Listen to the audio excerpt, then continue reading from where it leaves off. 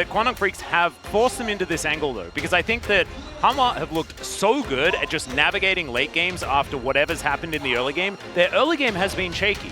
So this is probably a good place to target, as Dudu going to take the other side of the matchup with Bulldog, but otherwise might be able to go toe-to-toe. We'll see how it goes up into the rip. You know, normally people go for like the Blitz and Crank, like the cat one. Oh no, oh no, oh no. The hook! It's going to connect onto Dudu. He's lit on fire, does have to flash immediately, as Peanut is also flashing out of there. He's taking a fair bit of damage, as now Doran, he has to flash. So summon a spell advantage actually goes in favor of Quandong Freaks. Yeah, you know, it feels like a compass.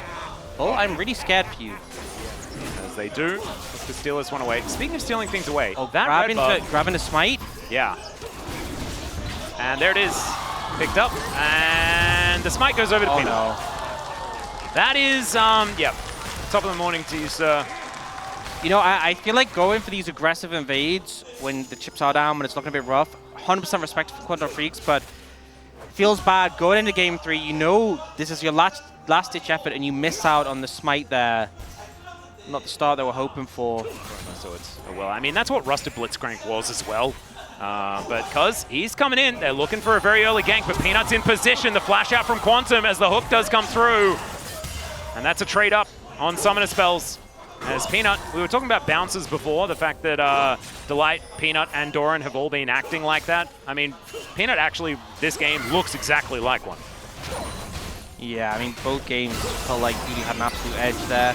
Illy Dragon picked up by Quantum Freaks, so with it being a Chemtech, definitely puts higher priority on later souls. The main thing, it's that not really well about last game. It certainly did. Killing him was a pretty big part of that.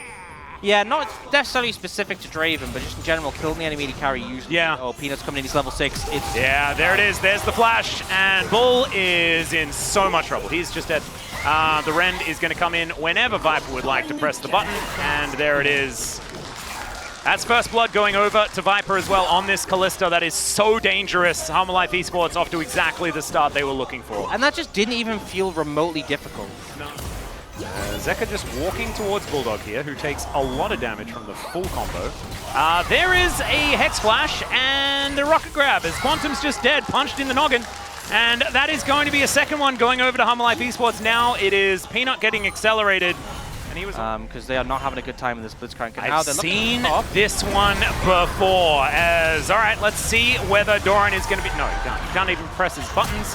As Cuz is going to have to flash to avoid dying to the turret, but is still going to avoid giving money over to Doran, which doesn't often really impact the outcome of the game. As there's another hook to connect on to Quantum.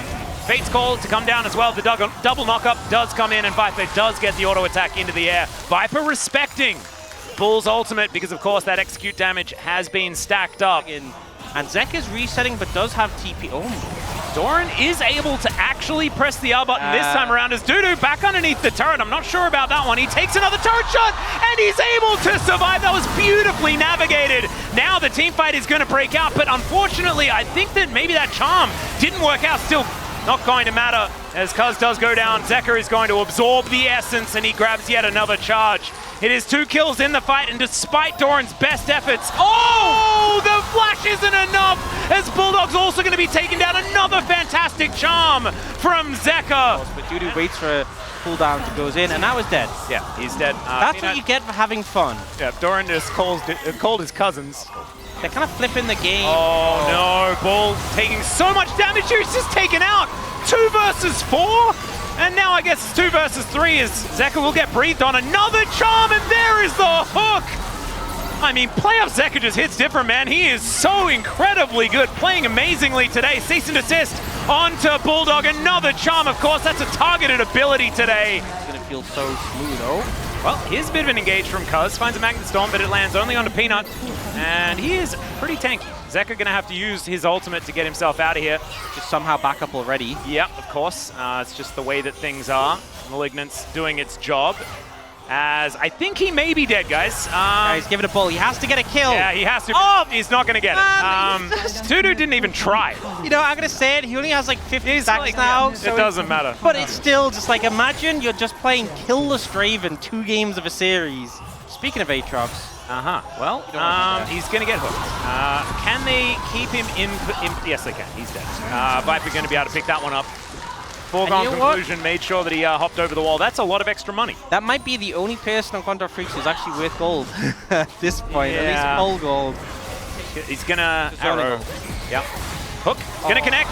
Waits for the crash down, and Cuz can't move out of that one, but still does make it back to relative safety. Speaking of safety, there's a Fate's Call as now Doran diving on top. Bull, Whirling Death not really doing anything here, and Zeka picks up the first reset. The ulti does barely anything as Viper trying to keep himself alive. He's going to survive it. The hook is going to go wide, but it does not matter. No one dead on the side of Hanwha Life Esports. The Void Rush will spell the end, and there's the flash charm because, of course, it's going to land. The ace comes through. That one's clean, and Hanwha Life Esports are marching up mid. Could be POG the series because he's had such a fantastic one. No, I would agree. I do think that he probably deserves it for this one.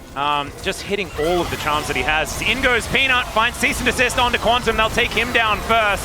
There is more essence just lapped up, and it's a double for Zeka, the man we were just discussing. They'll turn this into a Baron.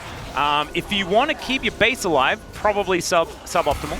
As Delight Hex flashing, manages to find the Ash, max range now. Everybody else dives over. That's going to be the knock-up onto Cuz. He's taken down first. Zeka grabs another one, angles the Orb of Deception beautifully. And the Whirling Death is kind of whirling meh at this point in time. There's the cease and desist onto Bulldog. He was looking to just try and escape this bulldozer that is Hanwha Life. Double kill for Viper in the end, and this will be the end of the game. Absolute decimation. It felt like in the first game they were kind of finding their footing, kind of testing the water with Quantum Freaks, and game 3 is an absolute stomp. 0-11-0 for the bot lane of Quantum Freaks. I'm only hoping Quantum gets away. 0-12-0. It has been quite a gap. I mean, a lot of people expected it, but Hanwha Life Esports reminding us why they are one of our top teams.